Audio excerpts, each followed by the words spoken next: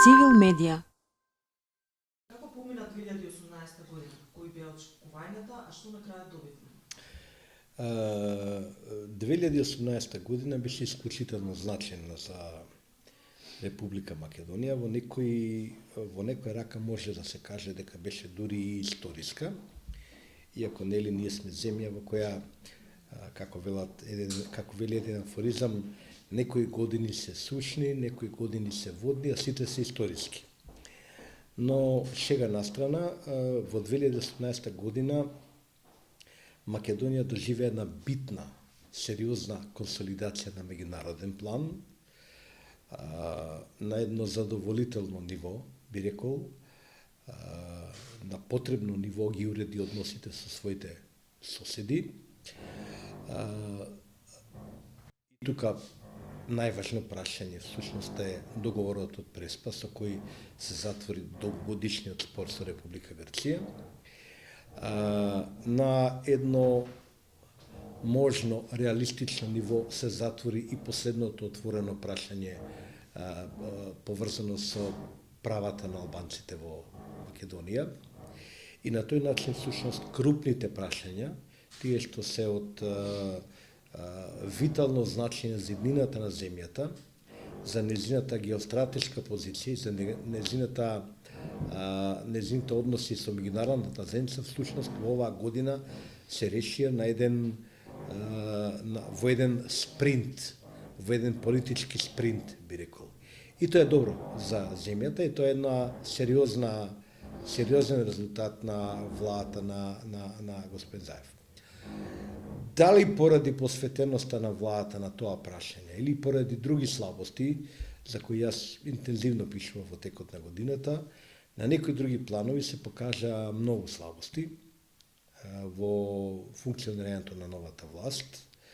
Дојде до известно разочарување на поддржувачите на власта, додека тие сили политички беа во опозиција, бидејќи оваа власт се устоличи практично со една поширока граѓанска поддршка, не само со политичка, туку и со поддршка на граѓанскиот сектор, на многу индивидуалци, на обични граѓани, на крајот со голем број гласови, нели? Дојде до известно разочарување, бидејќи очекувањата синтетизирани во зборот живот и во еден друг збор значајни реформи, во еден значајен дел не се остварија, во значајни сегменти. Ова двојство меѓу добрите резултати на еден план, што ја стабилизираат земјата, ја консолидираат, што е многу важно, но истовремено една внатрешна атрофија, внатрешно паѓање е резултатот со кој земјата влегува во 2019 година и поради тоа мислам дека резултатите на власта во 2018 година може да се оценат како контроверзни. Позитивни крајно позитивни во една смисла, со нивниот комплетен финиш до завршувањето до уставните промени и до изгласувањето, односно до легализацијата конечна на законот за јазиците, нели? Значи, од една крајно позитивна ситуација до едни многу сериозни разочарувања кои ја мислам дека во значаен дел го разрушуваат кредибилитетот на оваа власт. Со вакви резултати од 2018 година, а на повидот на се председателските избори, што може да очекуваме? Како ќе завршиме 2019 година? Јас мислам дека владата на Заев, завршувајќи ги овие крупни, непријатни, тешки, сензитивни прашања, поради кои можеше да се случи многу лесно да дојде и до предвремени избори, и до паѓање дури на власта, и до излевање на незадоволство на улиците. Поминавме и еден плебисцит, референдум во оваа година.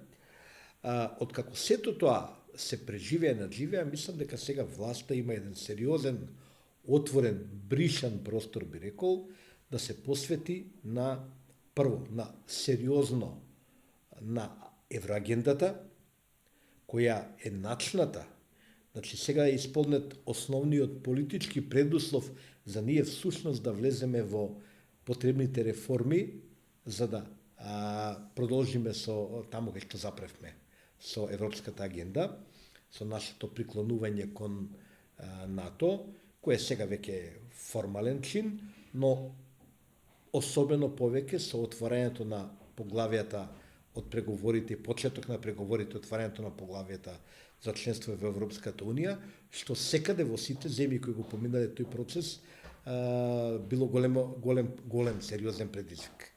Значи, јас би рекол дека потребно е да владата многу сериозно се посвети и очекувам во 2019 година да се посвети на работа на тој план и за таа цел да изврши, ако е потребно, и сериозни кадровски зајакнувања во насока пред се најакнење на капацитетот на администрацијата и на самата влада во крајна линија.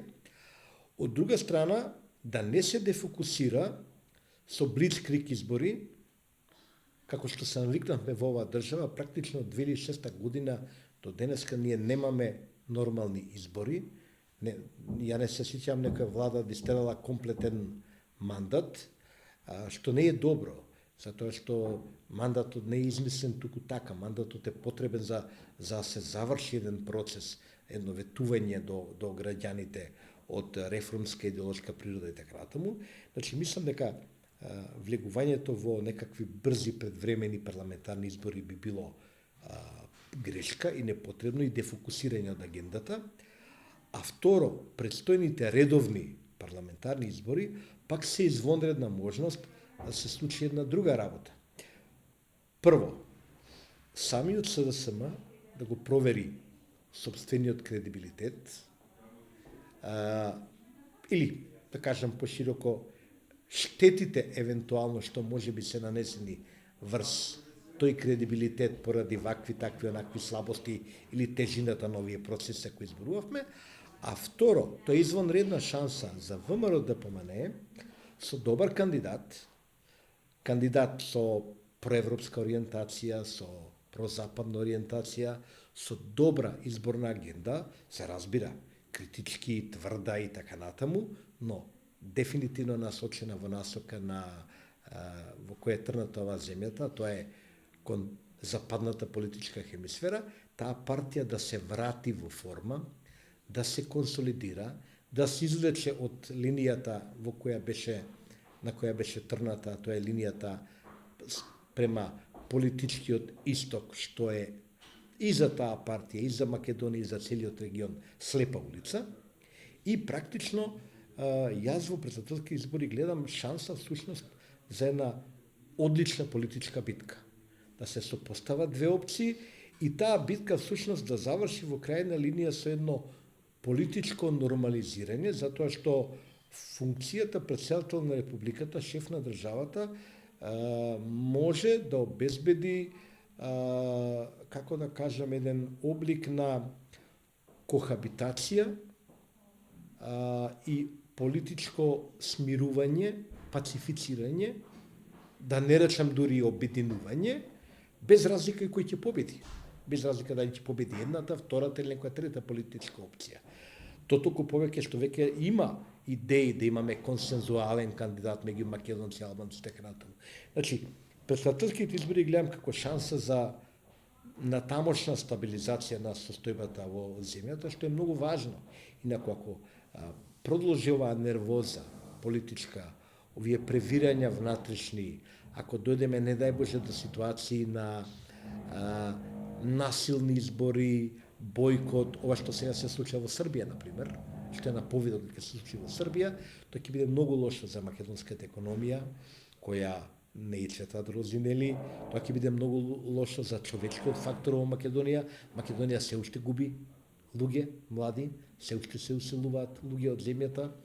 Недостигот на човечки ресурси станува главниот цивилизацијски, политички, економски, секаков проблем во Македонија и тие процеси мора да запрат. За да запрат, нас е потребна сериозно свртување кон реформите, еден процес на успокојување помирување, стабилизација, обединување и моите очекувања, или ајде да бидам поискрен, моите желби, обично желбите не се исполнуваат секогаш, се поврзани се во таа насока. Да доживееме да видиме ни такви процеси. Дали ќе ги видиме, не знам. Обично Македонија покажа дека е многу под влијание нели на Марфиевите закони, од кој основниот вели ако нешто може трне на лошо, ќе трне на лошо. Да се надеваме дека нема ништо трне на лошо. Цивил медија